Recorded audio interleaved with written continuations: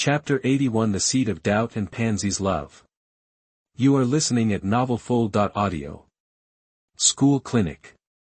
Harry, you're wrong. Hermione retorted Harry, and she said angrily, how can you doubt John? He is our friend, and he is a muggle himself. Even Ron thought Harry's idea was crazy, and that was John Wick. He single-handedly dispelled people's fear of the Slytherin.There, and it was he who saved the Gryffindor students from fighting off the Basilisk. How could Harry suspect John?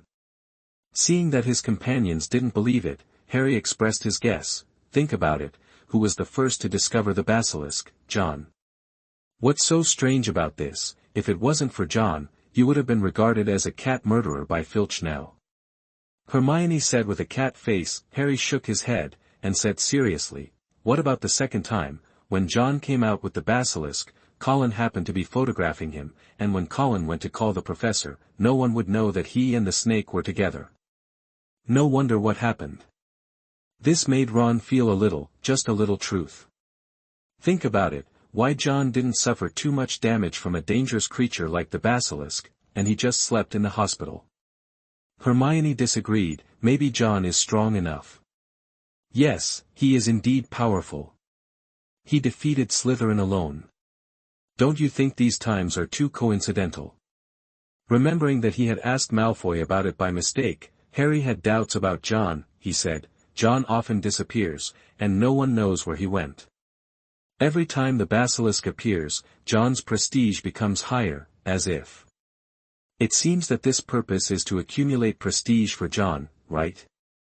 Harry, you are absolutely wrong. John is a Muggle wizard, and Slytherin will not look for Muggles. Hermione added him in a huff. The beard on her face seemed about to jump. What if he's not? Harry said. Hermione was taken aback, and Ron said in surprise, you mean John isn't a Muggle wizard? With wisdom in his eyes, Harry said, maybe John has a squib at home, so he's not a Muggle wizard but a half-blood, and you see, Malfoy is his friend, and Malfoy hates Muggle wizards the most. Hermione wrinkled her nose and said, you're just guessing, Harry, you need to calm down. Ron nodded in agreement, thinking Harry might be too tired. Seeing that his friends didn't believe him, Harry felt a little annoyed. In addition to being helpless, the voice in his head kept telling him that John was the heir. John's vertical pupils at the dueling club made Harry even more suspicious. The seeds of doubt had been planted in his heart, and Harry became a little more wary of John. John sneezed, touched his nose, and said strangely, is there no wind? Glancing at the two parchments on the table, John tapped on them with his fingers. I solemnly swear that I have no good intentions.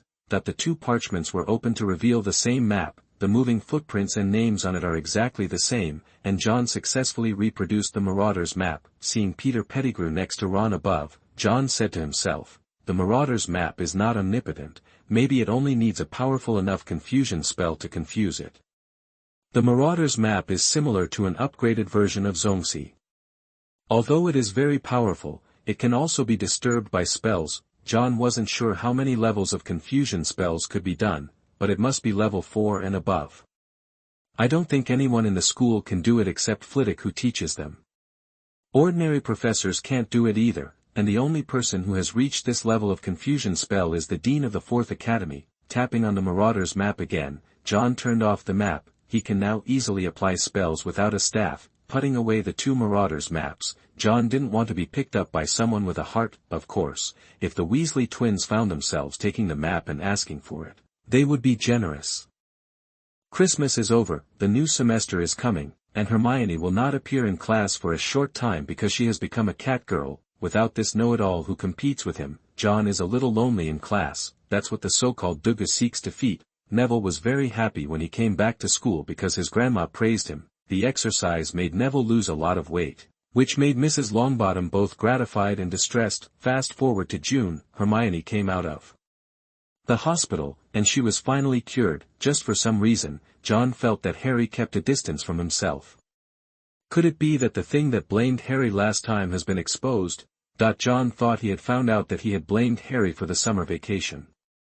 If so, it would be okay to apologize. The Felix is almost finished, and John needs Harry's Parseltongue to lead the way. Now that the entrance is known, everything is ready now except Parseltongue. the heir of Slytherin never came out, and John wondered if someone forgot to bring the paper to the toilet and took it. No matter what, John has to go to the Slytherin Chamber of Secrets. That's a blessing in vain. Moreover, the Slytherin Chamber of Secrets is not guaranteed to be able to trigger challenge tasks like the Gryffindor Chamber of Secrets, and it will be painful to miss it. Starting a new semester, it seems that all previous fears have disappeared. Hogwarts is full of laughter, and the Quidditch training ground is indispensable for Wude's growling voice. Tom ran around, and the school was used to having such a puppy. Whenever Tom runs out, he waits at the door for students entering the Slytherin common room.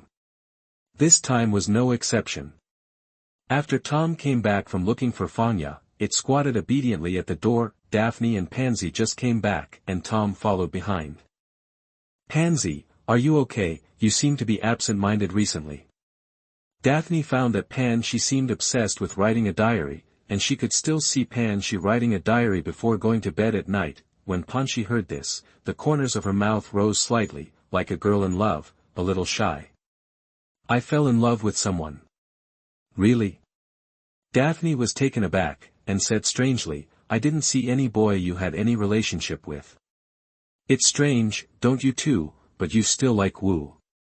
Pansy's mouth was covered by Daphne. Daphne's ears turned red, and her white and tender cheeks became more blush. She said viciously, "Don't talk nonsense."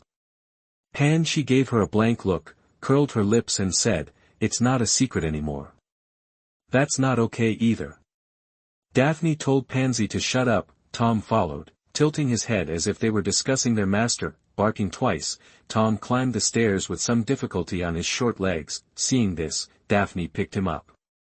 Tom was a small dog, and it was just right to be held in her arms. When John came back, he happened to meet Daphne, who was rubbing the dog's head angrily in the common room. Tom's appearance of licking the dog made John disdain for a while. "Thank you for taking care of Tom."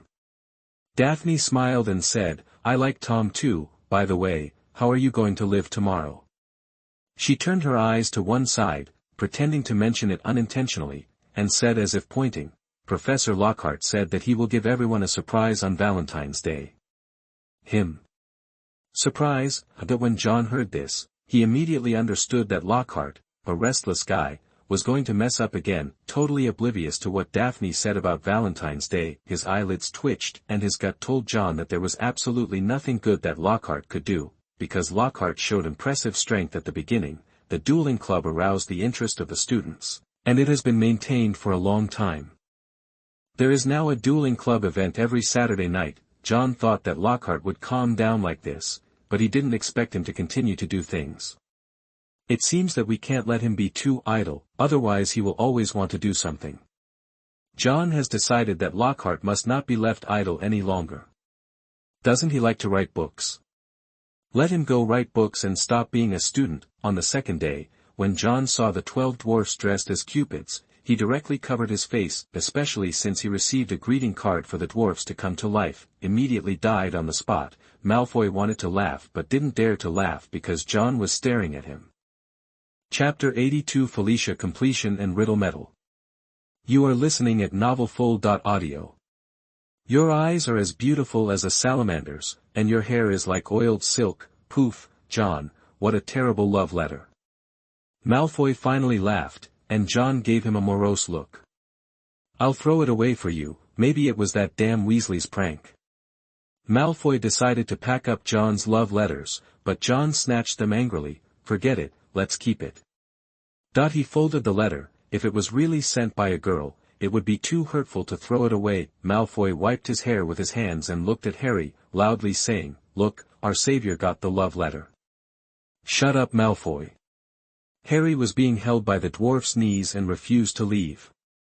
He really had no choice but to be forced to listen to the dwarf's interpretation. His green eyes have been described as those of a pickled toad, and are almost identical to those of John the Salamander. This made John wonder if the Weasley twins were doing it on purpose. Leaving the auditorium, John found Lockhart, and he gave Lockhart a task. "Don't you like writing books? Write them for me." Ordering Lockhart to write a copy of I Swing the Great Sword at Hogwarts, John finally didn't have to continue to see Lockhart doing things. Opening the Gryffindor Chamber of Secrets, Felicia is coming to an end. with the last ingredients put in, the Felicia became as clear as water. Carefully use a dropper to put Felicia in a glass bottle in the shape of a water bladder. After several months of making, only a little is harvested, well covered, John can finally breathe out that breath. The Felicity elixir was crystal clear, and the reflection of the candle flame swayed in it. John murmured softly, "It's safe to go to the secret room now." Wrap the amulet string around the mouth of the bottle to make a pendant. John didn't put it in the small bag. Felicia is too important, he wants to keep it close to him.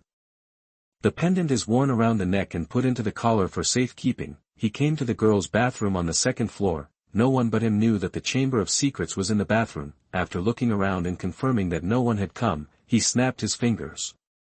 The badge is flying. The badge placed behind the mirror flew over.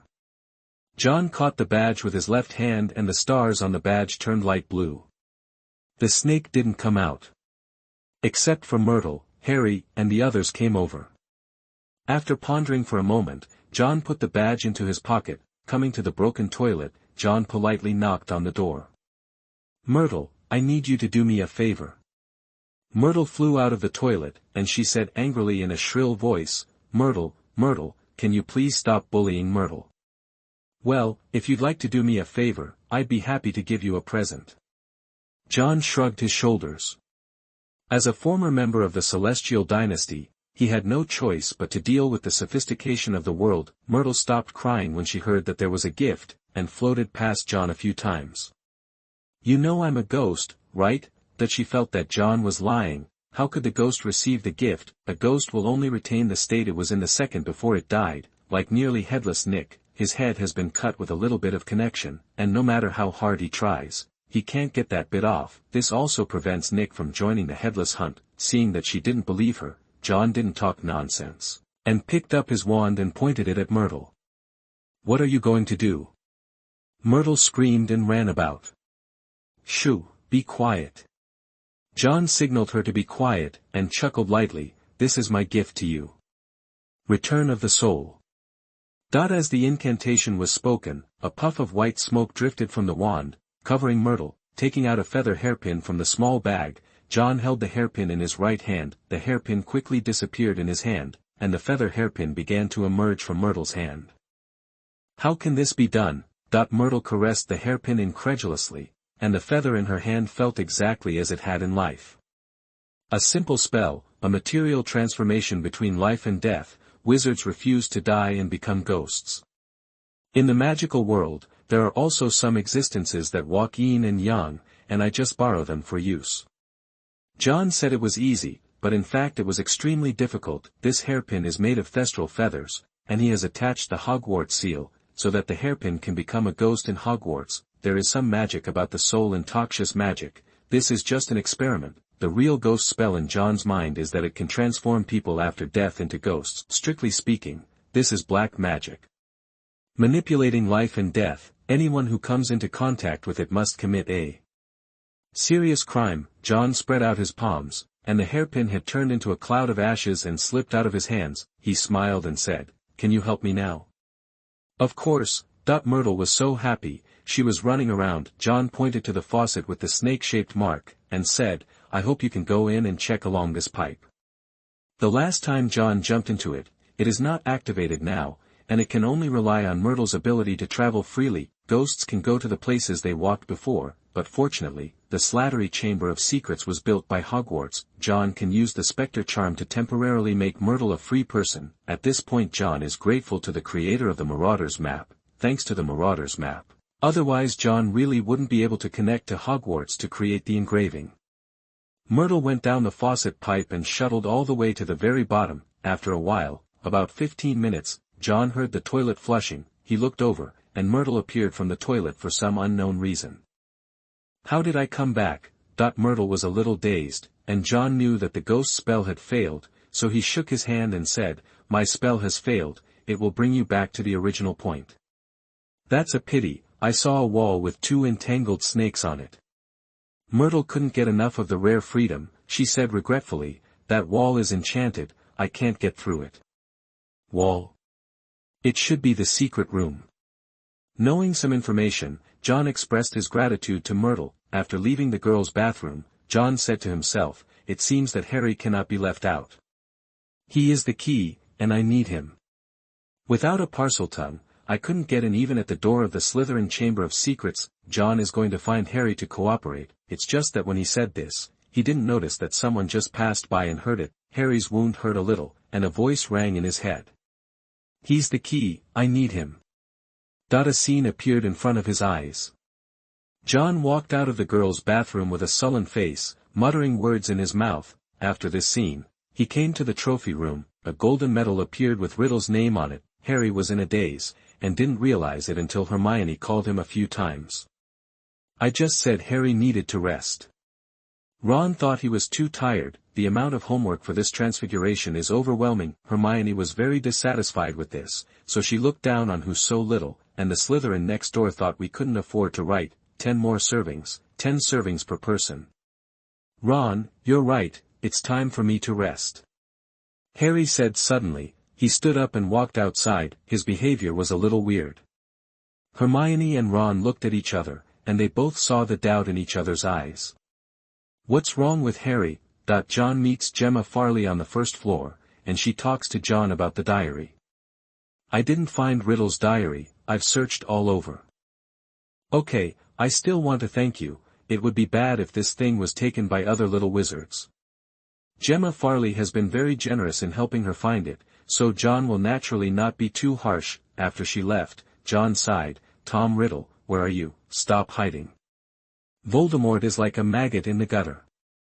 Although it is not dangerous now, disgusting people have a way. John returned to the Slytherin dungeon after he finished speaking, and after he was gone, Harry appeared around the corner of the stairs. He stared at John's back, remembering the gold medal he'd seen.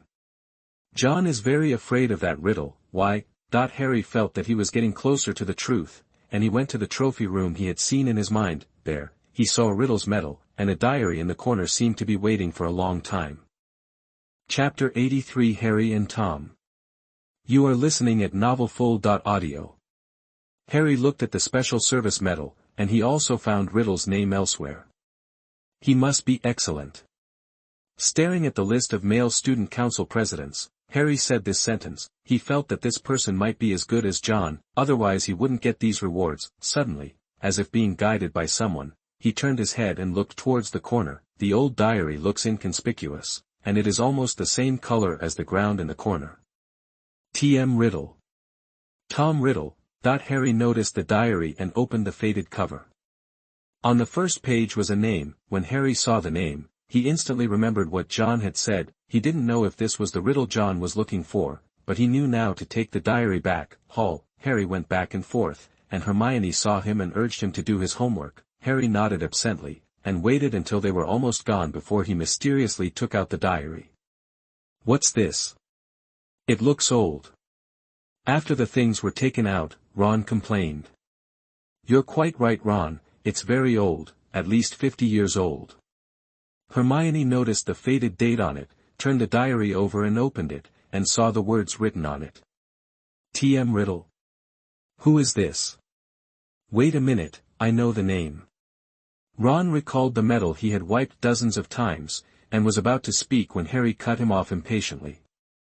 None of it matters, John seems to be looking for it. What? Hermione was taken aback. She thought it belonged to John, and said, we have to give it back to John. No, Hermione, you heard me. After stopping Hermione, who wanted to hand it back to John, Harry told what he saw in the trophy room. Ron, do you remember that Malfoy said that the Chamber of Secrets was opened 50 years ago? He turned to look at Ron, and Ron remembered it when he thought about it. Perhaps Riddle was awarded the medal for discovering the open chamber 50 years ago. Harry said in a low voice, excitement on his face. Hermione hesitated. She whispered, it's so important, why don't we give it to John? Please Hermione, don't always be John. Hearing that name again, Harry was inexplicably annoyed. He snatched back the diary and said, he's Slytherin, we're Gryffindor, why do we always listen to him? After finishing speaking, Harry looked at the two people who were a little stunned, and he said, we can investigate by ourselves. If we investigate it one step ahead, we will be the heroes of Hogwarts. Seeing what Hermione wanted to say, Harry said impatiently, "Don't forget, John may also be the heir of Slytherin." This made Hermione shut up. The three tried to decipher the secret in the diary, but unfortunately, there was nothing written in the diary. "It's like someone sent this diary for Christmas, and the owner just forgot where it was." They studied it for a while, and Hermione felt that occult magic was used on it, and it would be useless to use a wand to make it visible. The next day, Harry took the diary and flipped through the pages. It was blank, nothing. Hermione felt that they should start with the medals, and the three little ones went to the trophy showroom again, but found nothing. A few days passed, and the diary was in Harry's hand. He was flipping through the library boredly that day, and Hermione ran over and asked, "Harry, John has been looking for you several times." "Sorry Hermione, I don't really feel like seeing John these days." Harry rested his cheek with one hand indifferently, flipping through the diary with the other. This made Hermione think that Harry was crazy. She was like a raging lion, and said loudly, "Don't do this thing again." An angry Hermione grabbed the diary and threw it out, hitting the ink bottle on the table. Harry was shocked. "I really don't know why you act like a curse."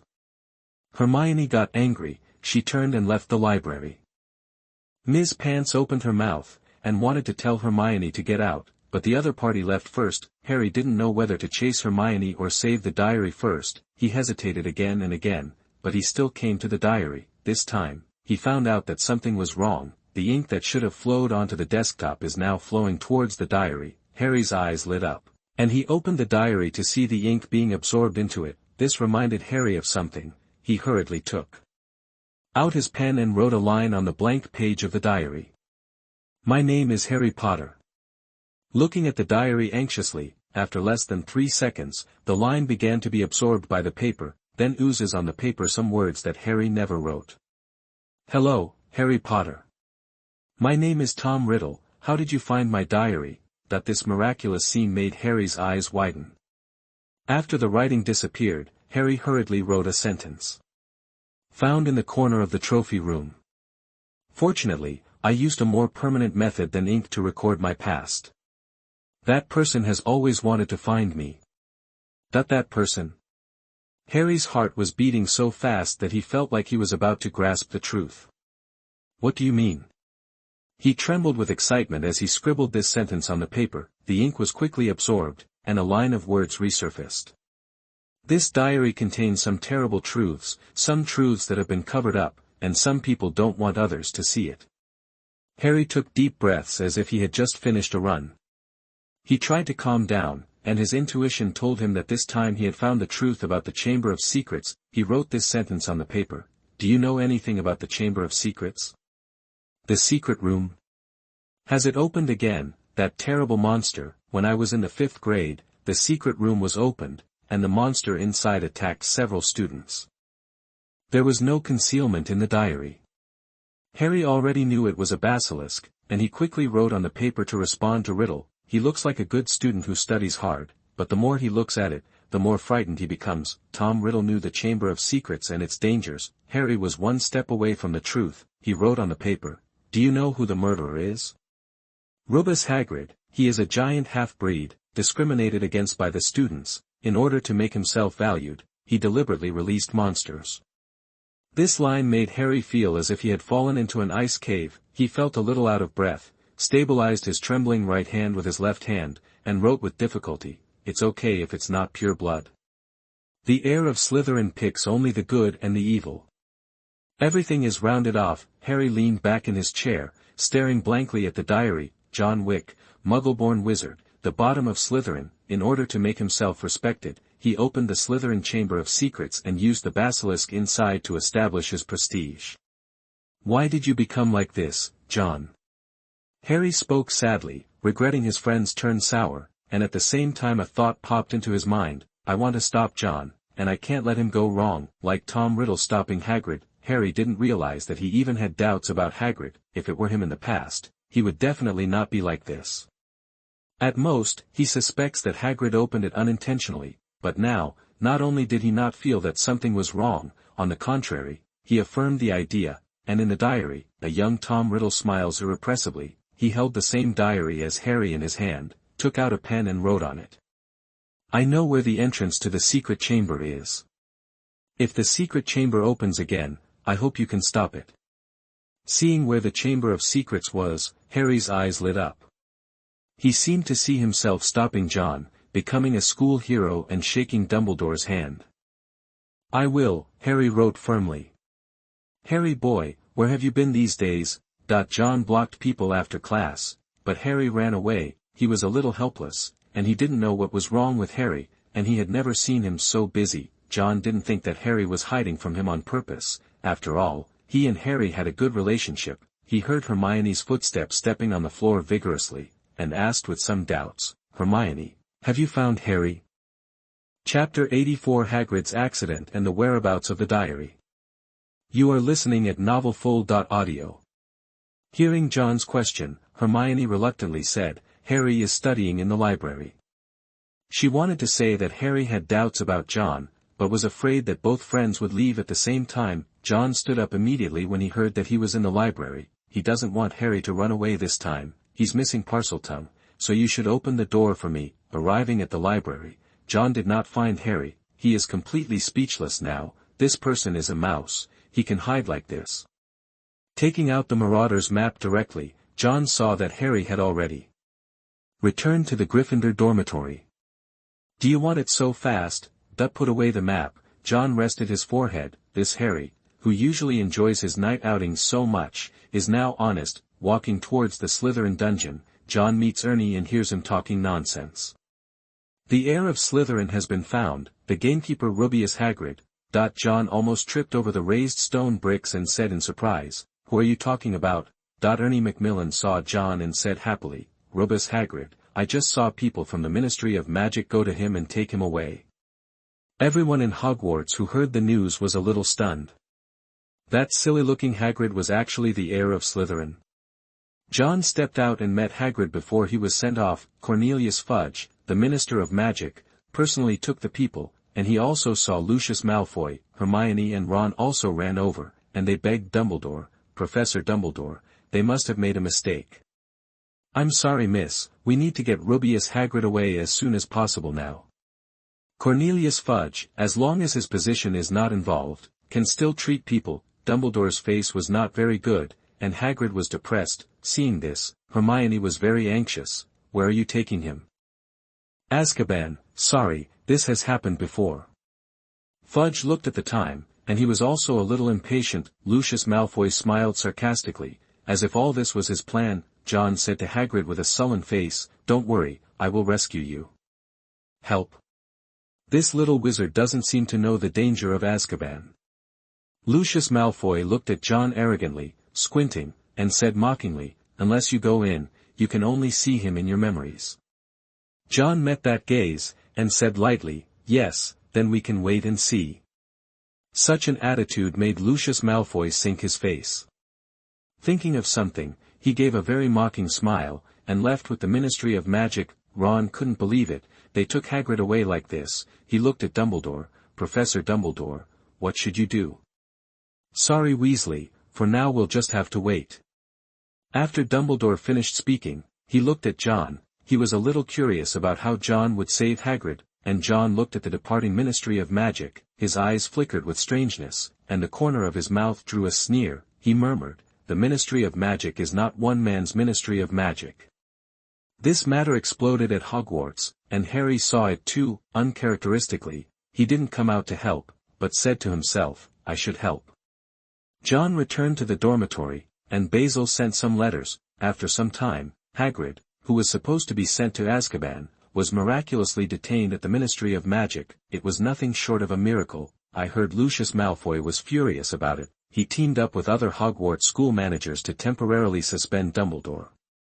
He thought that everything would be fine after dismissing Dumbledore, but he didn't expect someone to interfere. Dharma Alex Belby, who had recently been made OMM, put pressure on the Ministry of Magic, while Auror Office Rufus Scrimgeour also advocated for detention. This made Lucius' calculations come to nothing.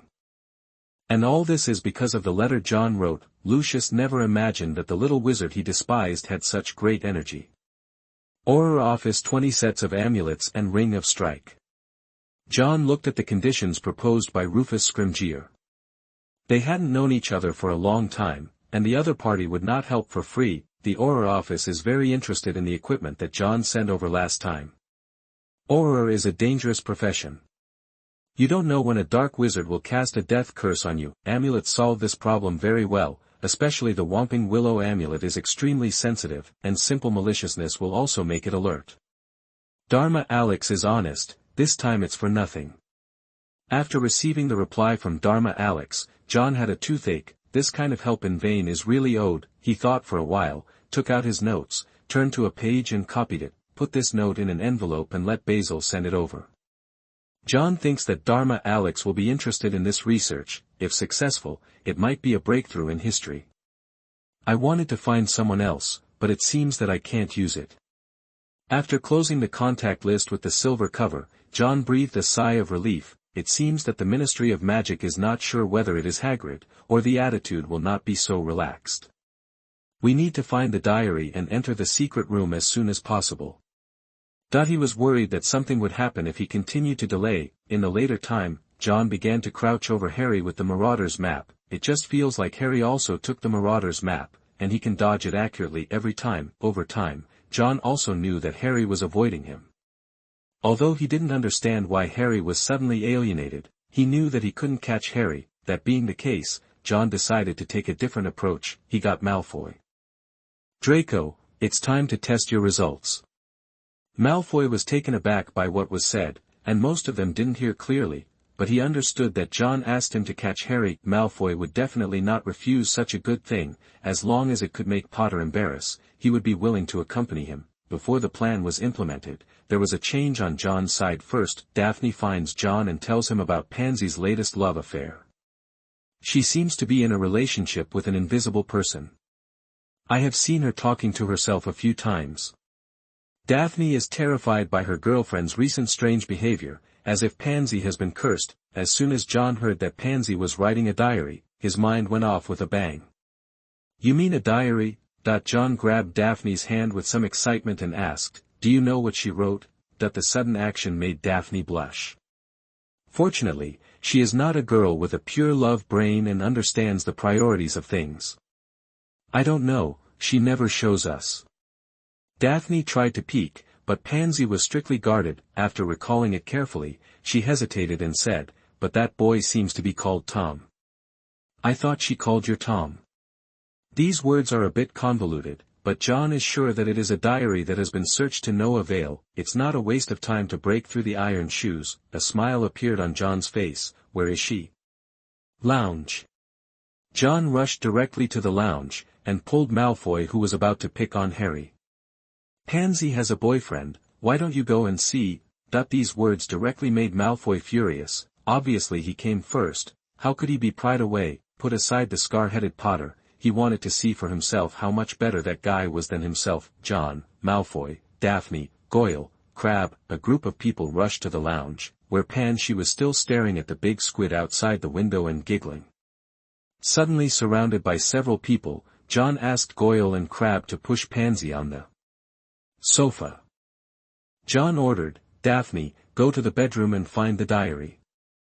Daphne ran to the dormitory immediately, and Pansy started to struggle when she heard it. Seeing this, John was even more sure that Voldemort's kid's diary was in Pansy's hands. He was careless, and he didn't expect Voldemort to hide it under his nose. Daphne shared a bedroom with Pansy, and finding her location was a matter of rummaging. Malfoy said sadly to Pansy, I didn't expect someone like you. The two families played together since they were young, and they thought they would be close to each other, but they never thought that they would be pried into the wall by Neptune. Malfoy just wanted to beat that Tom right now. From the psychological activities of the Death Eater's son, it is estimated that his father knew that he would die in filial piety. Chapter 85. You are listening at novelfull.audio. Could not find it. Daphne looked around but couldn't find it. John frowned, and he looked at Pansy. Haha, the game has begun. Pansy suddenly let out a maniacal laugh. Her expression was full of madness. Suddenly, Pansy's voice became low. John Wick, use all your knowledge, try it. After finishing speaking, Pansy didn't know where the strength came from, and overturned the two people who were holding her down. He took a bottle out of his pocket and drank it straight away. Petrificus totalis. The sudden scene startled the others, and John decisively interrupted it. Pansy was hit by the curse and made him unable to move and fell down, but it was too late. Pansy had already drunk half of it. John went up to check, and Pansy's big eyes were fixed on John. The body could not move, and black blood vessels appeared on the neck and cheeks. In those eyes, there seemed to be other eyes hidden. She's under a curse, the Imperious curse. Pansy was being controlled, and John was all too familiar with this feeling. He had been hit by the Imperious curse in the first grade. It was the first time Malfoy had experienced this kind of thing, and he looked at John helplessly. What should we do now? Will Pansy die? Calm down, take her to the school hospital quickly. After scolding Malfoy to calm him down, John took out the antidote and gave Pansy a drink with a solemn expression. Apart from Riddle, he didn't know anyone else who could use the Imperious curse to control Pansy.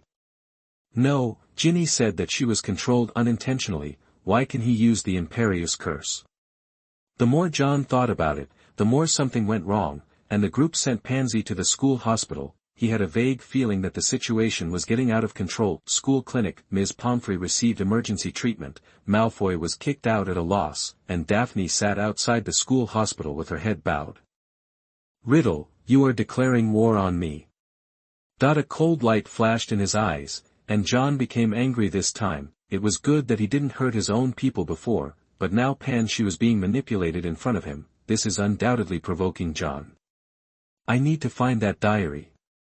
Pansy was lying in the school hospital, and a flash of light came to his mind. After returning to the Slytherin dungeon, John released Tom. Holding Pansy's pillow, John asked Tom to remember the smell.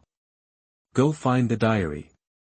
With an order, Tom started running at Hogwarts. Its short legs were working hard, and John was right behind him. Tom stopped now and then to sniff, and after a few seconds went on running again. It is estimated that Voldemort would never have imagined that John would use the Muggle method to find someone. As a Beagle Harrier, Tom's sense of smell is also at the forefront among dogs. A magical sight appeared at Hogwarts. A dog was looking ahead, followed by John. Malfoy went to block Harry, and this time John would never let Voldemort go. After searching for a while, John found the trophy room. There, Tom stopped, and John knew that the diary was here. He walked in, and the furnishings in the trophy showroom remained basically unchanged. In the innermost part, the medal with Tom Riddle is placed there. Under the medal, the diary with the old cover was quietly placed there. Looks like we met, Riddle. John picked up the diary. His stern face was full of chills. Taking the diary to the room of requirement, John opened the first page, and there was a paragraph on it. I've been waiting for you a long time, John Wick. Take the initiative to provoke, and then show up. John was a little more vigilant. He took out his wand, aimed at the diary and threw out 2 silver chains. He said coldly, You've been caught now, Riddle. That line of writing disappeared, and another line of writing leaked out of the paper. Seize. No, no, no, you are wrong. I'm waiting for you. You should know me through that Weasley girl. The ease between the lines made John more dignified. He stared at the diary, which seemed to have become more powerful. John Wick, you are very smart. Whether it is the Basilisk or finding me, you have behaved very well. It's a pity that you are still slow. The secret room has been opened. Seeing the words in the diary, John was startled, and immediately thought of something. The Chamber of Secrets needs Parseltongue to open. You are in my hands. Who said? There's only one Parseltongue. Riddle in the diary showed a smile, and his handwriting changed to red. Now, do what you can. The scarlet font was like blood, and John's complexion changed drastically. He remembered that there was a Parseltongue. Harry. John cast a binding charm on the diary, and the 2 silver chains crossed to lock the diary. He ran out of the room of requirement with the diary, and quickly ran down the 2nd floor. Rushing to the girls' bathroom, John saw the Chamber of Secrets open. Damn! Cursing secretly, John yelled into the diary, What the hell did you do? It's just a small hint. That child is suppressed by your sharpness, and he aspires to be a hero. There was a sense of irony in Voldemort's words. He couldn't even believe that he would be defeated by such a savior after he was old. John had a gloomy face.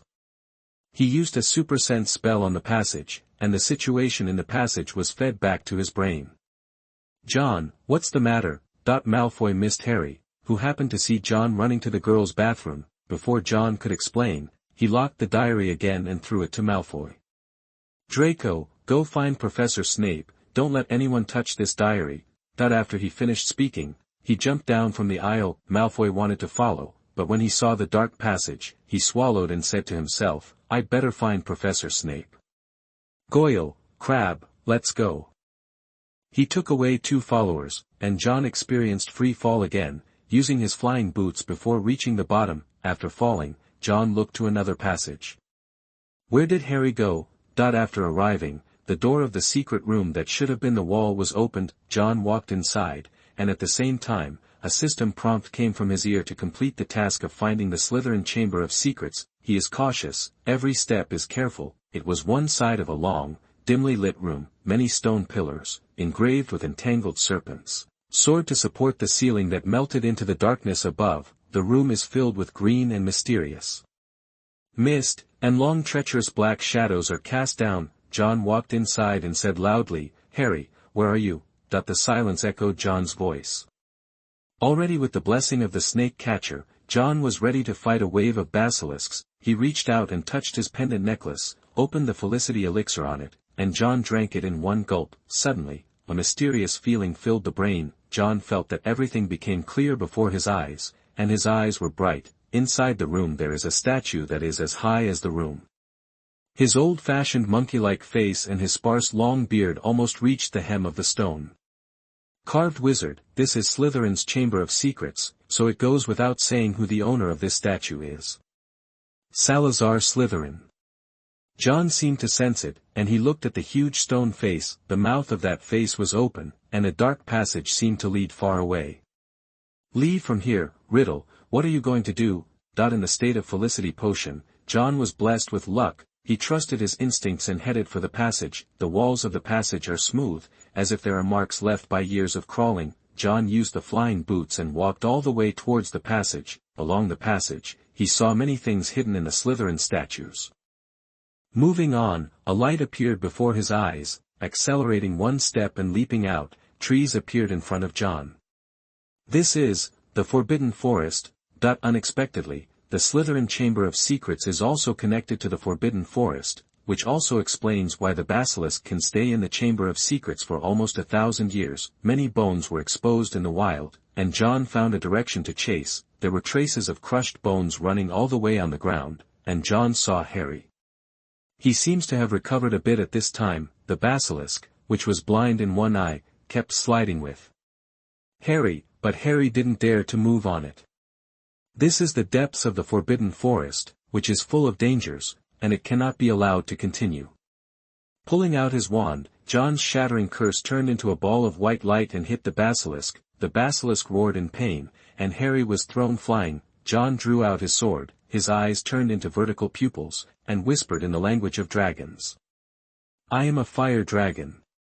The blade ignited flames, and the flying boots under his feet grew wings and flapped. John fell from the sky, and the blade sank into the other eye of the basilisk. Twisting the blade, flames entered the body through the eye sockets, and the basilisk rampaged in pain. Continuing to wave the wand, transfiguration creates chains that bind the basilisk firmly. John held his wand against the basilisk's head, and released the shattering curse at 0 distance. The basilisk's head was hit hard and hit the ground hard. John took the opportunity to take the life of the basilisk, but saw the basilisk turned over and made him pull out the sword. Turning his body, Iron Wick's sword slashed down fiercely. The blade trembled, and the basilisk's scales just burst. John backed away from the range of the basilisk, and cursed secretly. It seems that the quality is still not good. The magic resistance of the basilisk is too high, and you can't kill it with your own magic level unless you use Fiendfire. But John glanced at Harry. He didn't want to expose his dark magic. When he was in a dilemma, he heard the sound of breaking wind. Immediately afterwards, a bright light in the sky quickly fell not far away. Seeing the true face of that thing, John asked in surprise, Sword of Gryffindor. Chapter 86 Killing the Basilisk and Daphne's Disappearance. You are listening at novelfull.audio. The Sword of Gryffindor is between John and Harry. Just as John was about to get it, he saw the basilisk break free and sweep over with its tail. he had no choice but to continue to strengthen the transformation technique, and the surrounding trees turned into ropes one by one to bind the basilisk. The stone turned into a puppy and bit the basilisk's tail. "Harry, take that sword!" John yelled to Harry, who had already been sobered by the basilisk. Originally, it was Riddle who hinted to him through the connection between the Horcruxes that it would be easy to recover as long as he was stimulated, but Harry didn't have confidence now. He quickly shook his head in front of a tree and said loudly, "I can't do it." "You can do it, you are the savior, you are the son of prophecy." John was distracted and was almost bitten by the basilisk's free head. The sharp snake teeth were like sabers, and it bit down and got stuck on the tree. The trees quickly withered and decayed, and John broke out in a cold sweat. Harry over there continued to shake his head like a rattle, saying involuntarily, "I can't, John, I'm not you, I'm not that good. You bastard." The rotten wood was bitten off by the basilisk, its fangs flashing with deadly colors, and it bit down towards the sound. John used the iron armor charm to block it, and his wand was sent flying. He had to parry it with Ironwick's sword, and the fangs almost touched his face. No matter how good his temper is, John can't help cursing now. He rolled out of the way, then pointed in Harry's direction, casting spells without wands. Lucid spells, physics. Harry was still in a daze, but he was suddenly sent flying. His body uncontrollably thrashed up and down twice, and he was pulled out from behind the tree. It really worked. He came to his senses. John cursed loudly, "I don't care if you can do it or not, quickly pull out that damn sword for me. Yes, John is in danger, and I must help." The awakening spell brought Harry back to life, and although he was a little dazed, Harry got up and ran to the sword of Gryffindor and pulled it out, a shiny silver sword with a large ruby egg inlaid on the hilt. Harry got it, and suddenly he had the courage to fight. It was this courage that was a bit too much, and he picked up the sword of Gryffindor and rushed towards the basilisk just like John did. This made John dumbfounded. "No, are Gryffindors so brave? I'll let you pull it out for me." Harry made a fearless charge and John help. The basilisk entangled Harry, ready to swallow Harry in one gulp, but he lured the basilisk away, buying John time. He picked up his wand and pointed it at the basilisk that was about to kill Harry, and all the magic power was output on the chopstick-shaped tip, which burst into dazzling white light. Bones in pieces. Reducto. The basilisk's mouth was hit by white light. There were no scales there. The huge head flew backwards, and the whole snake fell to the ground. It still wanted to get up. John held the iron sword behind his back, accelerated and sprinted the sword into its open jaw. The soft mouth is not lacking in toughness, and John encountered obstacles when he penetrated, but it didn't matter. John's wand was aimed at the hilt, and a banishing spell hit the sword hard. The blade is pushed out by this force, shooting out like a nail gun. Ironwick's sword became a nail, and the blade was driven into the ground through the jaw. The basilisk twitched in pain, slapping its whole body. John's arm grazed the fangs on the upper jaw and pulled it out. He shouted, "Kill it!"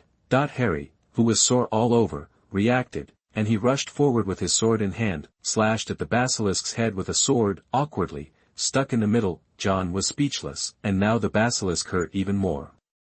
"I want to kill the one who has a good time," it roared loudly, and Harry, who could understand Parseltongue, was dumbfounded. Fortunately, John let go of Ironwick's sword, went up to take Gryffindor's sword, and aimed at the basilisk's head with a sword. After the brain of the extremely vigorous basilisk was pierced, the whole snake suddenly languished, and within a few seconds, the basilisk completely lost its life. Harry plopped down on the ground, and he swore it was the scariest day he'd ever had. John, coming off the basilisk's head, was no better. The basilisk was pierced by two swords, one Ironwick stuck in the jaw, and the other Gryffindor pierced the brain. The snake blood slid down the silver sword. John took out the bottle and took a bottle of snake blood. Then he looked at the basilisk carefully, and saw the snake teeth as long as a sword, so he took out a few more bottles. Harry, who had had enough rest, looked at John's strange behavior and apologized guiltily. "I'm sorry, John, it's all because of me." "It's okay, Harry, you're just being used." John didn't care about it, and pulled out the Ironwick sword vigorously, and found that there were small spots on the blade that had been corroded by the venom. He looked at the sword of Gryffindor enviously. The shiny blade was not affected in the slightest. Feeling a little pain in his hand, John opened his sleeve, and there was a bloody wound on his right arm that looked like a knife cut. Seeing this scene, Harry panicked and said, John. You need to get treatment as soon as possible. He knew that the poison of the basilisk would kill people. Oh, it's just a fatal injury. John smiled confidently. With Dumbledore around, can something happen to him? He looked up at the sky. The sword of Gryffindor must have been sent by Dumbledore. He just stood there blankly and waited for a few minutes, but the imaginary Dumbledore who fell from the sky did not appear. John panicked. This is the poison of the basilisk. Lao Deng, please stop joking. The arm is a little numb, it should be poisoned. John was still waiting for Dumbledore to save him, but he guessed wrong. Dumbledore didn't know about this sudden situation at all, and Dumbledore was not at school at the moment. It wasn't until the snake venom made his right hand unconscious that John was sure that Dumbledore hadn't really come over. John sighed melancholy. Okay, Harry, come here, and I will give you 2 last words. No, John, you'll be all right. Harry didn't want to accept it. He rushed to John with determination, and was about to suck on John's arm. What are you doing? John held Harry's head with his left hand, keeping him away from his right hand, secretly thinking that even if you were the savior, I would not be able to follow. Harry made up his mind and said, I'll suck the poison out for you. Don't be joking. Okay, you can't cure the poison if you suck my blood dry, it's better to cut off my hand. John looked at Harry with a headache. Stop messing around, the poison has made his hands numb, and taking a few sips is of no use except for lying on the board together. Feeling reasonable, Harry pulled out the sword of Gryffindor with a struggling expression on his face. Fuck, don't cut it, I think I can still save it. Shocked by Harry's determination, John broke out in a cold sweat. John remembered that he had the blessing of a snake catcher, so he should be able to rescue him. Under Harry's dubious eyes, he took out the antidote and drank it in one gulp, aiming his wand at the wound. Healed as new, Episky, the wound was healing little by little, and John felt that his hand was gradually regaining consciousness. This made him secretly relieved. It seemed that he was scaring himself, constantly casting the spell. That scary wound, healed over time. John moved his right hand, except for some soreness, everything else was fine. Swallowing, John looked at Harry's sword and said, You can put it down now.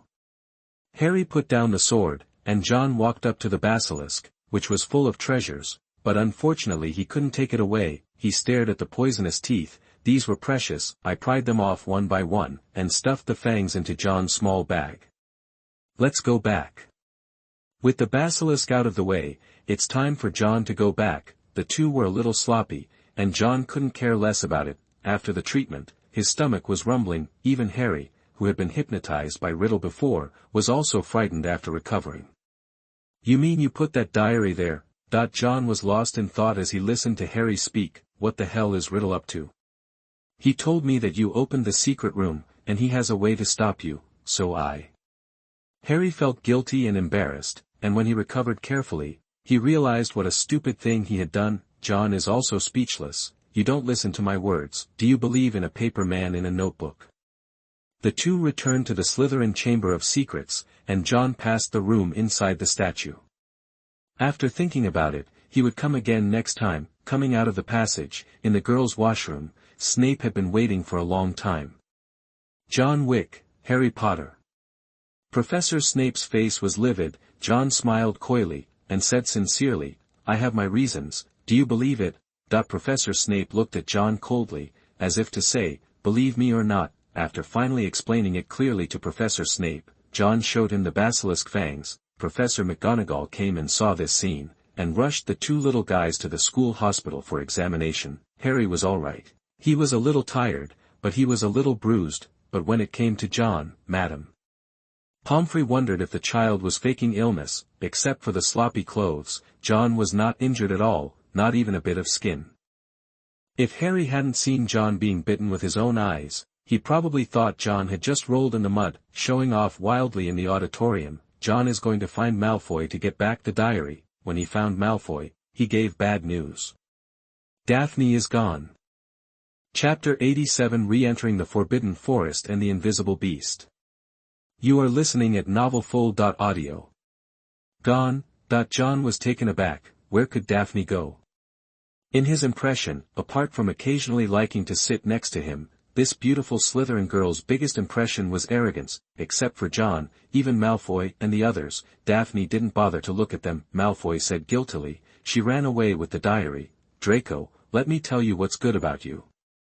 John sighed heavily, and Malfoy didn't want to. He always felt that there were faint whispers in the book ringing in his ears. He made a few mistakes and almost opened the diary, and Professor Snape didn't have time to answer him when he heard about Harry and John's accident. Daphne saw that something was wrong with him, so she took the diary. Unexpectedly, Daphne was less determined than herself, so she disappeared immediately. Malfoy regretted it very much. If he had known earlier, he might as well have carried it by himself. John still has the effect of Felicia on his body now, and he carefully recalled what Harry said about Riddle. How to deal with me? I have killed the Basilisk, and there is nothing in Hogwarts that can threaten me. His brain was running fast, and everything came to mind. With all your knowledge, try it.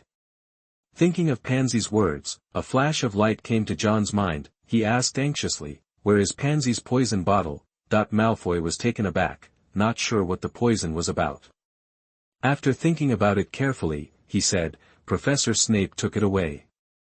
As soon as John heard this, he hurried to find Professor Snape, and he realized that the poison was the last clue. Riddle knew that the basilisk was already scarred, so he didn't hesitate to use it as a pawn to hold him back. It is true that killing Harry is very tempting, but for Riddle now, resurrection is the most important thing. He must be hiding somewhere, ready to start resurrecting. He has gradually become stronger since he controlled Ginny. He must have some way.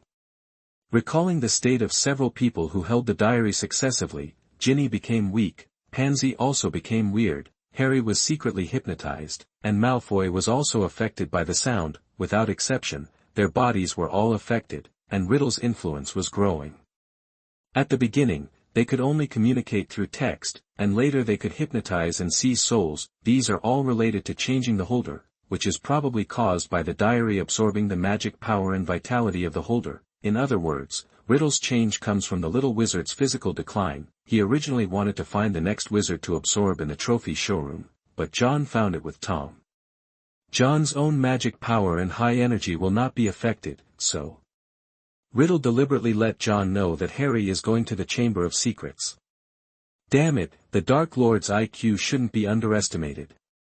Voldemort's cooking operations in Harry Potter in his previous life made John think that Voldemort's brain was not very good when he was young. Now that I think about it carefully, this is Voldemort, the second-generation Dark Lord who almost ruled the existence of the wizarding world. He was also very talented and scheming when he was young. How could he be a simple basilisk? Finding Snape's office, John opened the door and saw that he was analyzing the poison bottle. "John Wick, I hope you will learn manners." With an undisguised disgust on Professor Snape's face, John stepped forward and asked hastily, "Professor, do you know what's in it?" Hearing this, Professor Snape said in a strange way, "Perhaps you should review it carefully. The ingredients in a bottle of potion are so complex that you can't tell them apart with the naked eye." He thought that John came here to know the antidote, and wrote lightly, "If you are really worried, you can go to the school hospital to take care of Miss Parkinson." That's too late. Seeing that he hadn't figured it out yet, John made a move that Professor Snape didn't expect. As soon as Professor Snape put the poison down, John picked it up, he sniffed it carefully, and before Snape was about to laugh at him, John put it to his mouth and took a sip. "John Wick, I told you." This scene scared Professor Snape. It is true that the fastest way to know the ingredients in a poison is to experience it personally, but he did not expect John to do so. All kinds of toxins were sifted out one by one on the tip of the tongue, and after hitting his mouth, John felt a slight numbness in his body, and his tightly locked brows loosened. Acromantula venom. John, who has a fire dragon physique, has a high resistance to poison. Although he was poisoned, it was not that serious. After tasting the main ingredient, John took out the antidote and drank it like water. Professor Snape's face was ashen. He never expected that he would be so worried about John, and his long and gloomy tone became angry. Slytherin deducted 20 points. Okay. John kept rushing out of the office. On the way, he met Harry surrounded by Ron and Hermione. Seeing his hurried pace, Harry followed him without thinking. "John, Harry, Hermione stomped on the spot angrily, and Ron wanted to go over, but seeing Hermione's angry look, he didn't dare to move. John, where are you going? Harry chased after. John ran ahead. John turned around when he heard the voice, and when he saw Harry approaching, he kept walking and said solemnly, Daphne has had an accident. I suspect that Riddle brought him to the Forbidden Forest. Why did Riddle do this, and who is he? Harry still had no idea who Riddle was. His innocent appearance made John stop. He stared at the scar on Harry's forehead and said seriously, Riddle is just his surname. His full name is Tom Marvolo Riddle. Many people don't know that name. I don't know, he has a name that has caused a sensation in the magic world. Harry asked inexplicably, what is it? Looking deeply at the scar, John opened his lips and teeth slightly, and said a name. Voldemort. Voldemort. His body froze, a green light appeared in front of Harry's eyes in a trance, and with the woman's screams, he broke out in a cold sweat. Harry, Riddle is definitely here for you. He is planning a resurrection. This time it is extremely dangerous. John wants to let Harry go back. Harry is determined, he can't let John take risks alone. I'm going with you, John, you know, between me and Voldemort. He decided to follow. John nodded and said, I respect your choice, Harry. The two ran to the Forbidden Forest together, and when they passed Hagrid's hut, John yelled into it. Teeth. Fong Dampi Pai Dien from Hagrid's house ran out, and John took out Daphne's handkerchief for Fong to sniff. Yaya, I need you to find its owner. Yaya let out a cry, and started rushing into the Forbidden Forest. This meant that John had guessed right, and they followed as quickly as possible. The sky began to darken, and the road in the Forbidden Forest was rugged, and if you were not careful, you would trip over the fallen branches. John was fine, but Harry didn't have night vision, so he could barely catch up with a man and a dog by lighting up his wand. After getting deeper and deeper, the smell that Yaya can smell also becomes less. Suddenly, Fongya stopped and barked in one direction. Who's there? John motioned for Fong to be quiet. He drew out his wand, and moved in that direction little by little. It was a humanoid, ape-like, with black eyes and long hair. Black eyes stared at John, showing no intent to attack. John could see clearly that the creature had emerged from invisibility just now. Invisible beast. John, who was familiar with fantastic beasts and where to find them, was taken aback. The invisible beast has a docile temperament. At this moment, it anxiously pointed in one direction. Are you telling me where to go? John understood what it meant, and under the effect of Felicia, John felt that it was trustworthy. Glancing at each other with Harry, the two headed over there. After a path surrounded by thorns, they came to a silver lake. The moonlight is shining, and the lake is shining brightly. A boy in a Hogwarts uniform stood there, and at his feet was a girl with beautiful blonde hair. The boy was dark-eyed, tall, pale, and very handsome. He was Voldemort in his youth, with Daphne's laurel wand in his hand and a smile on his lips. You are finally here. The corners of the young Riddle's mouth curved with confidence.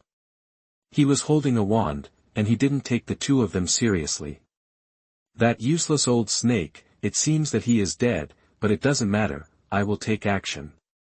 Riddle had the capital of pride. Pointing his wand at Harry, he said proudly, take out your wand, Harry, I know you have learned to duel, and I will take your life with my own hands. He had already heard from Ginny the story of Harry Potter, the Dark Lord who shook the wizarding world, lost to a baby. He wants to avenge this revenge with his own hands. Even John had to stand aside. Harry picked up his wand, and he mustered up the courage to take a step. A smile appeared on Riddle's face. Chapter 88 The Abundance of Wude and Riddle's Collapse. You are listening at novelfull.audio. What's up with her? Harry looked at Daphne, who was lying there. Her fair face became sickly, and her lips, which were originally cherry-colored, were now frighteningly white. He didn't understand why the heir of Slytherin would take action against pure blood. Riddle said softly, for me, killing the mudblood is no longer important. My new goal has always been resurrection. Harry looked at him in amazement, which Riddle enjoyed, and he sneered, you know, she's just like Ginny, a poor little girl in love. What a ridiculous love. John Wick, she likes you, She is so dazzled by love, she came with me voluntarily, because I said you were in the forbidden forest. Listening to Riddle's words, John's face gradually changed from calm to angry. Since the day I released the Basilisk, you have been against me. Obviously this school should be in panic, but because of you, they all recovered. John, it shouldn't have been like this. You ruined everything, my Basilisk. Riddle grew darker as he spoke, planning everything, using the Basilisk to kill the Muggleborn to throw the school into a panic, but John, he alone changed everything. Fortunately, Riddle was still resurrected. He pointed at the unconscious Daphne, chuckled and said, "She will die here. When she dies, I will be completely resurrected. Before that, I will kill you." Wand pointed out that he was confident that even the two of them could not pose a threat to him, just because he is Tom Riddle, the best student at Hogwarts, the future Dark Lord of the wizarding world. "Harry, don't hesitate, come out quickly, I can't wait to watch you die painfully in front of me." Riddle's words angered Harry. Even if he lost, he must come out to a duel. "Come on, Riddle." Harry gripped his wand tightly, and Riddle saluted calmly and gracefully. "You should salute before a duel. Didn't your teacher teach you?" Harry didn't lose, imitating Riddle's appearance, and began to salute. When the two lowered their heads, a sound broke the silence. Boom. Startled, Harry looked up. There was also astonishment on Riddle's face. There was a blood hole on his body, and black smoke came out from it. John's face was dull, and white smoke was coming out of the muzzle of the pistol on his right hand. Seeing Harry's incomprehensible eyes, John said indifferently, "What kind of morals do you have with this kind of scum?" He also didn't understand what Harry was thinking. "I have the advantage in 2-on-1, so you play heads up with him." John Wude is full, starting with, "Times have changed for adults." The wand waved, and streaks of white light flew towards Riddle. Riddle swung his wand. The iron armor curse collided with the shattering curse, and it shattered after less than a second of stalemate. How is this possible? Eyes widened. Riddle didn't believe that a second-year wizard could be more accomplished than himself. Are wizards of this era so powerful? Little did he know, John was no ordinary second grader. "Although my body has become smaller, my mind is still flexible. No matter what happens, I only believe in the truth of the wand's range." John Wick, a second-year Hogwarts who looks like a child but has extraordinary strength. Riddle was forced to retreat because of John's level 4 shattering spell. As John walked forward, he kept shooting white light, and there was a vague gunshot from time to time. All 14 bullets were given to Riddle to enjoy. Riddle, who was passively defending, yelled, "John Wick, do you dare to fight me? Duel. You have tied up my people, and you have the nerve to challenge me to a duel?" John was scornful. He took back what he said before. Riddle is indeed not very good at thinking. His behavior is like a group of kidnappers and the police shouting for a duel. "You see, you come out. If the sniper rifle doesn't hit you, it's over. It's okay to fool a kid like Harry, but it's just a meal operation for John." Riddle was forced step by step into the lake behind him. John raised his hand and threw out the transfiguration technique, causing the water to gather into a ball and fall down, making him wet. Harry also learned his first lesson from John, never to be reasonable with Death Eaters. After reacting, Harry also joined the battlefield. The two of them, one on the left and the other on the right, directly beat Riddle back. Steadily. "How dare you?" Riddle's eyes were almost spitting fire, and after he got used to it, the flying shattering curse hit Harry's feet, causing him to be blown away. He started fighting back. John also began to feel the pressure, but he had experience fighting against Gryffindor, and he used his posture to shoot Riddle across the air. Green light, white light, and red light are constantly intertwined. One of the spells hit Daphne's side, and the stone splashed out very dangerously. "Let him leave, Daphne." John narrowed his eyes, grabbed a gap in Riddle, and he charged to zoom in. Flaming Incendio. The level 4 flame curse turned into a wall of fire separating the two, and John shouted to Harry, "Bring Daphne back." The flames made a big hole, and Riddle's cruciatus grazed John through. Bones in pieces. Reducto. Avada Kedavra. The green and white rays of light collided together. As fierce as lightning strikes, Harry took the opportunity to take Daphne away, and Riddle wanted to stop it, but John kept threatening him. "Riddle, are you scared?" John showed contempt and resorted to aggressive tactics. He stared at Riddle and said flatly, "You should be very glad you didn't meet me when you were in school, right?" "Nonsense." Riddle lost control of his expression. He refused to admit that he was inferior to John. The two fell into a competition of magic power, and now it's up to whoever's magic power runs out first. "But don't forget, John is a person who drank Felicia, and he is full of martial arts." Riddle's face was grim, and he didn't notice the sound of footsteps behind him at all. The green lightning pushed the white lightning forward, John's face turned cold, and he increased the output, and the two regained their balance. At this moment, Riddle's head was suddenly hit hard. He was devastated. He didn't expect that John, a kid who didn't talk about martial arts and sneak attack, even arranged to beat the sap. The momentary imbalance was replaced by white light crushing green light, which collided with Riddle's body. Riddle's body could no longer support it, and it shattered like porcelain. Riddle fixed his eyes on John, and finally his body exploded into black smoke and dissipated. "He died." Harry's eyes widened. Although John was suspected of sneak attack, it was Voldemort. When Riddle's body shattered, John's heart rang alarm bells. He immediately turned his head to look in Harry's direction, and the diary on Daphne's body released black smoke and rushed towards Harry. "Get out of the way." Harry reacted and dodged immediately, but the black smoke was hot on his heels. John's attack through the black smoke doesn't work, and the scene reminds him of the time with the Sorcerer's Stone. Harry tripped over something and looked down. It was the sword of Gryffindor. He clearly remembered that he was placed in the auditorium, but now he suddenly appeared at his feet. Before he had time to think, Harry picked up the Gryffindor sword and swung it towards the black smoke. The black smoke, which even spells cannot work, was cut by Gryffindor's sword like a hot knife cutting butter. "Do not." The black smoke was cut open to reveal the diary inside. Harry held Gryffindor's sword behind his back with both hands, and stabbed hard at the diary. There was a shriek in the diary, and ink splashed out through the sword, making Harry almost faint. When John saw this, he called Dobby directly, and he worked hard to face Bo, still standing on the left, but Harry took his head. "Solved?" Harry asked as if in a dream. He was panting heavily, with a look of lingering fear on his face. John came over, patted him on the shoulder, and said with a smile, "Good job, Harry. Are you interested in learning swords with me?" No need. I still think the wand is easy to use." Harry shuddered when he thought of Neville's miserable situation. John felt a little pity. Obviously this thing is much easier to use than a magic wand. Picking up the diary with a hole poked out and stuffing it into the small bag, he walked over to Daphne to check it. With the destruction of the diary, Daphne's face returned to blood.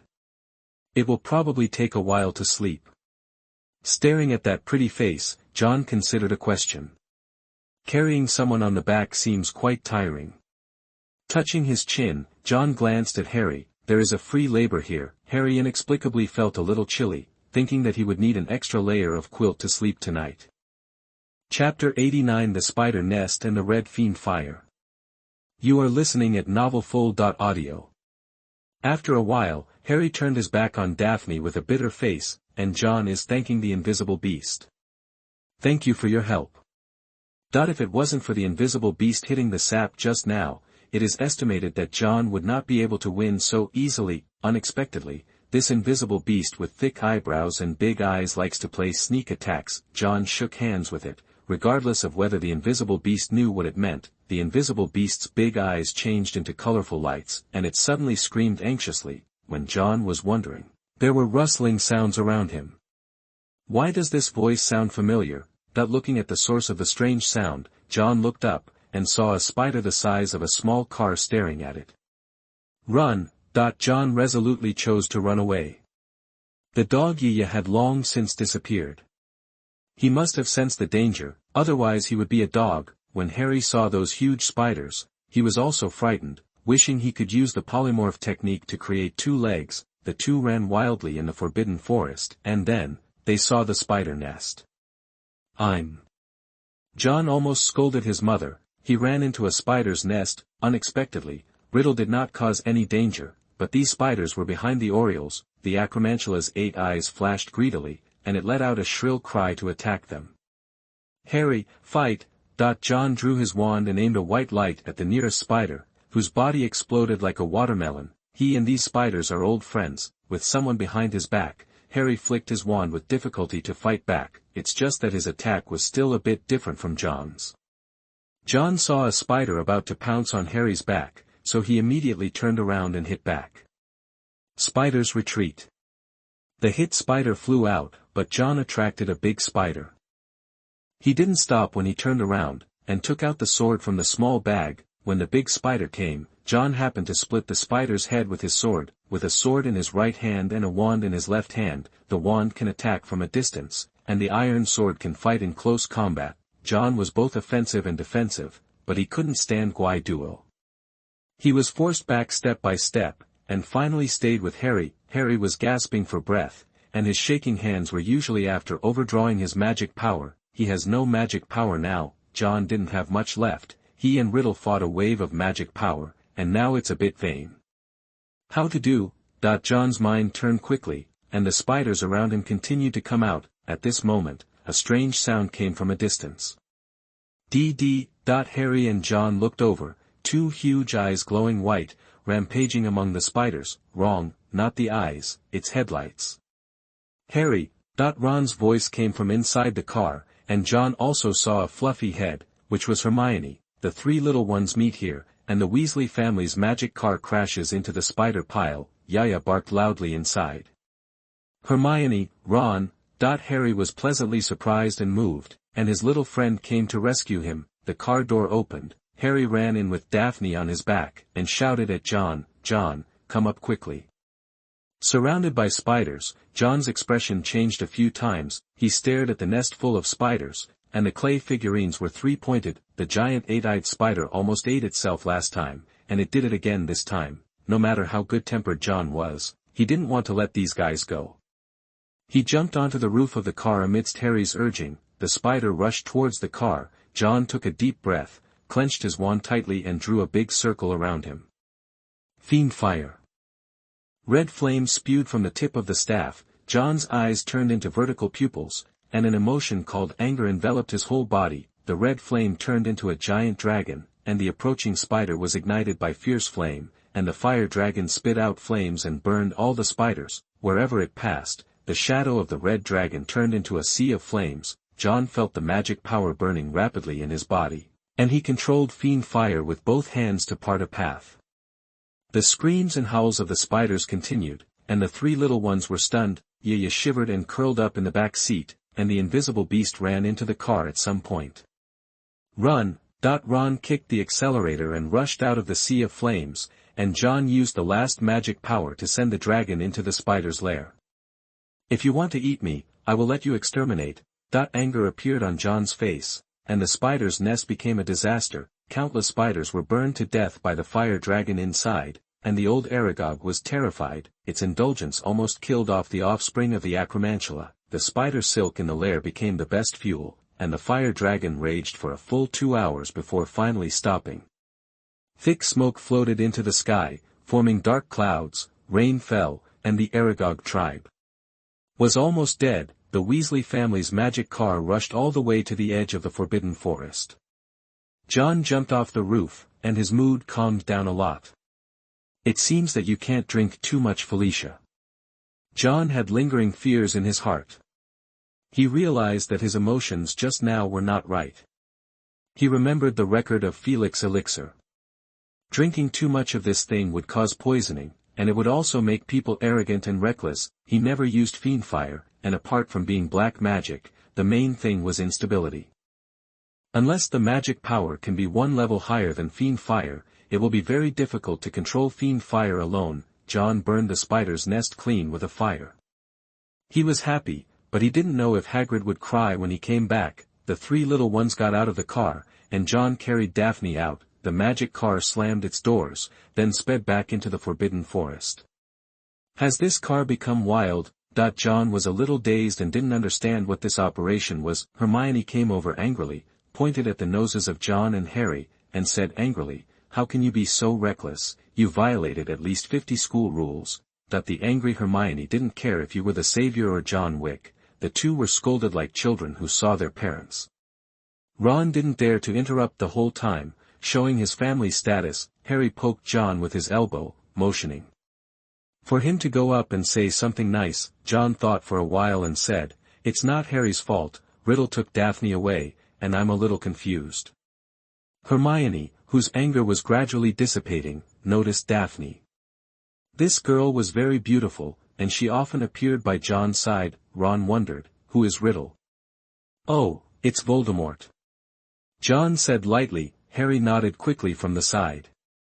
"They just had a fight with Voldemort and then went to fight the spider's lair to break through life and death. As soon as Voldemort's name came out, there was a chilly wind blowing around." Ron shuddered, and said with some horror, "Don't say that name." Hermione was also a little scared. If they didn't come over just in time, I'm afraid Harry and John would have to confess to the spider. After all, it was his own, referring to Harry, and Hermione just scolded it. With Daphne in a coma, the four of them headed back towards the castle. Their disappearance made the whole of Hogwarts almost crazy. The first person I saw was Professor McGonagall. Her hands were tightly clutched to her chest, and she was breathing heavily. Professor McGonagall led them into the castle, and they went to the principal's office. John saw that Professor Snape was also inside, and he felt a little guilty. Because of taking a whole bottle of Felicia, he seemed to have become a lot more reckless. He even did the thing of snatching the poison from Professor Snape's hands, and he didn't even feel distressed at all if the points were deducted. Now that the effect of the medicine is over, John feels that he may have to be detained again. Fortunately, fate is very favorable, and Dumbledore is back. He was suspended from duty, but was the first to return after the incident at Hogwarts. Among the 5 people at this time, 1 was unconscious, 2 were sloppy, and 2 did not dare to look up. There is a couple in the principal's office. They are Daphne's parents. Seeing her daughter was fine. Daphne's mother, who had an outstanding appearance, even forgot that John was a muggle.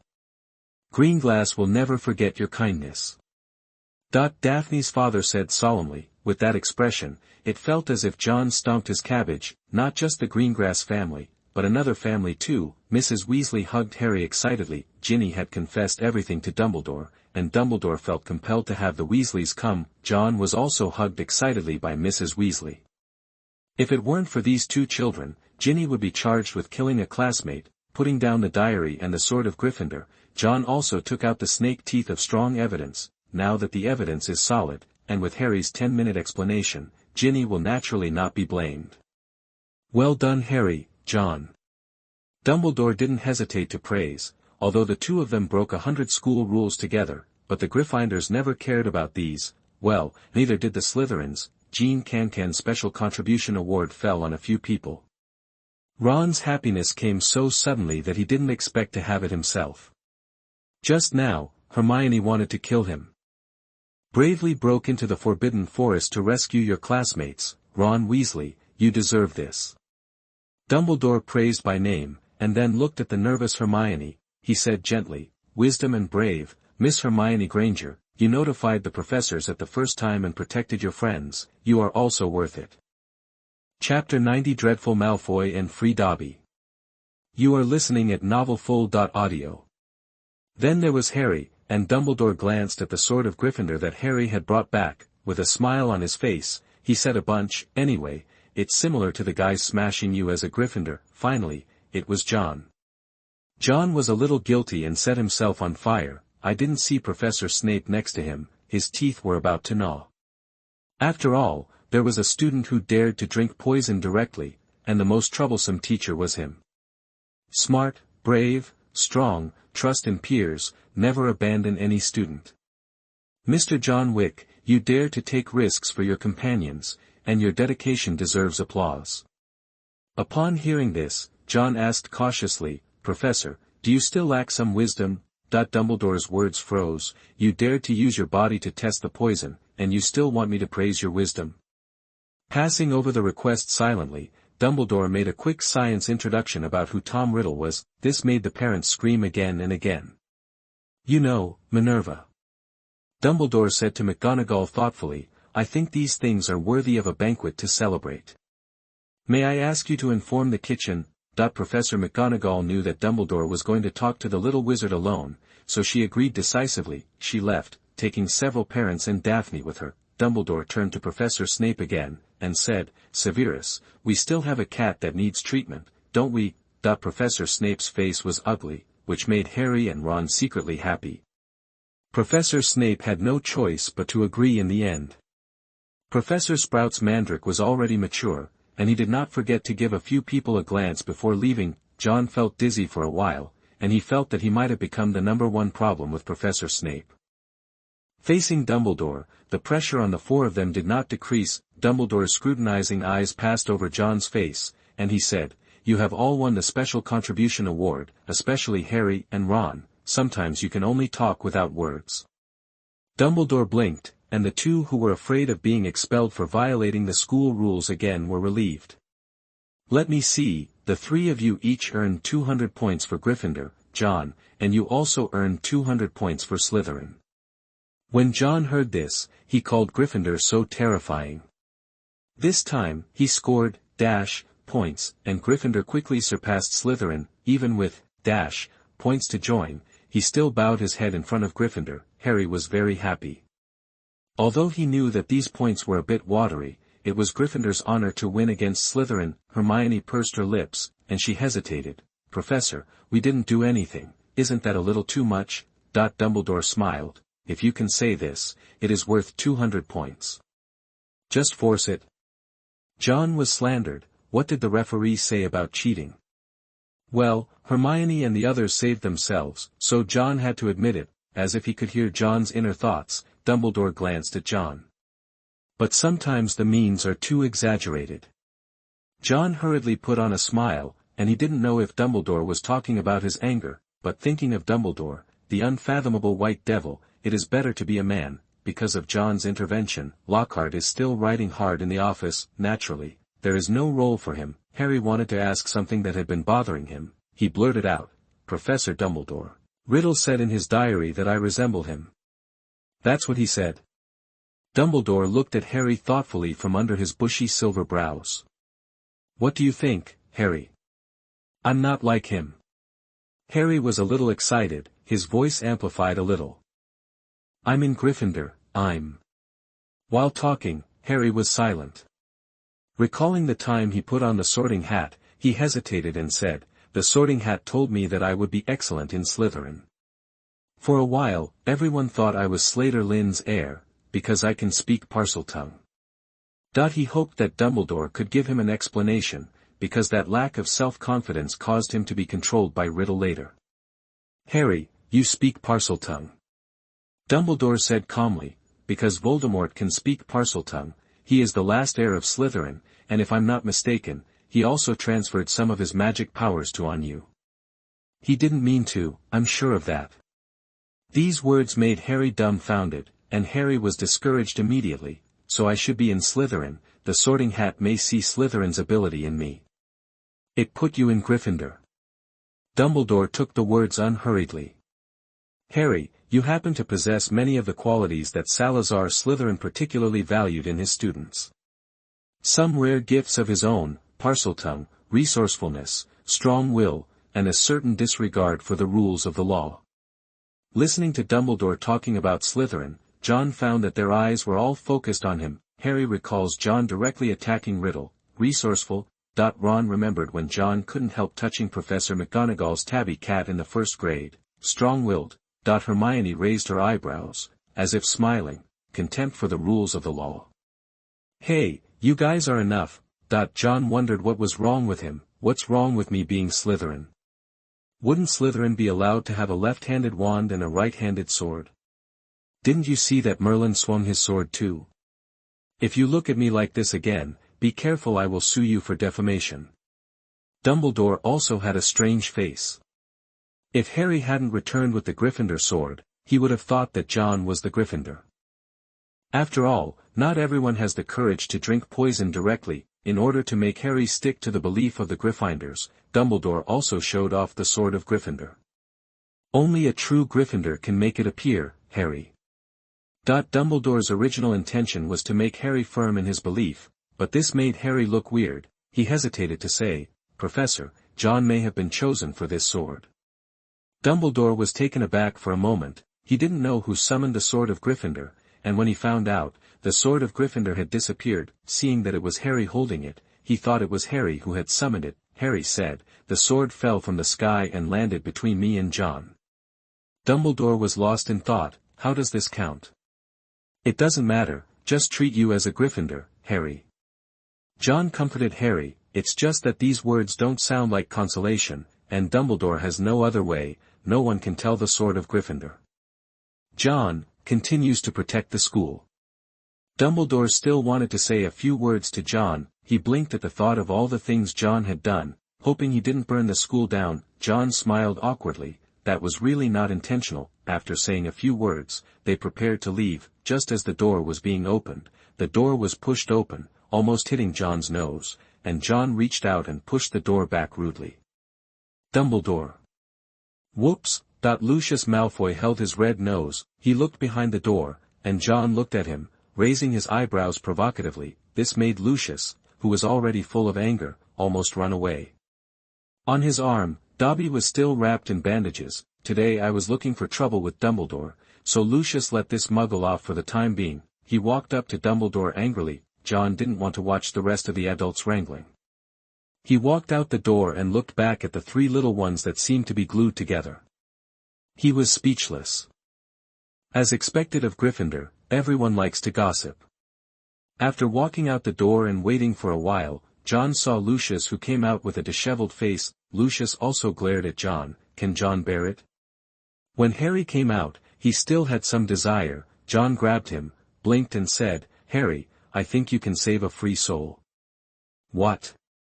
Harry asked incredulously. John pointed to Dobby behind Lucius, and Harry immediately understood. Just now, Harry almost forgot about Dobby because he was watching the fun with Ron and Hermione. He hurried back to borrow the diary from Dumbledore, and when he was about to take off the sour socks that had been running all day, John stopped him. I think Dobby might be less heavy-spoken.